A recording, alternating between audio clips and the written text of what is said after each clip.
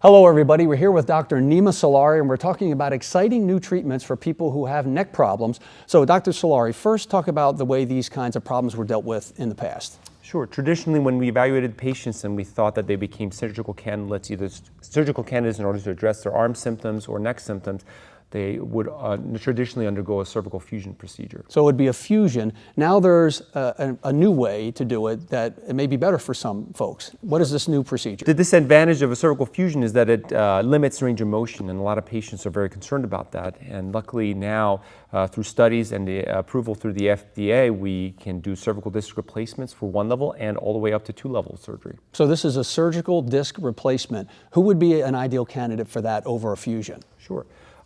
If patients have good range of motion and care about maintaining range of motion and then also reducing the chance of the levels above and below becoming symptomatic in the future, would be great candidates for cervical disc replacement. And talk about that a little more. What are some of the benefits that people get from this that maybe they don't get from fusion? Absolutely.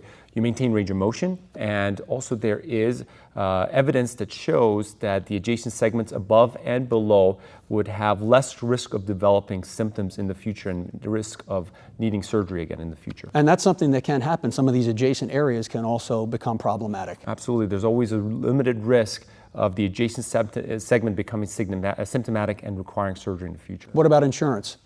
Most insurances now approve, because of the FDA approve these procedures. That's great. Great information, Dr. Salari. Thanks for being here. Thank you. We'll see you next time.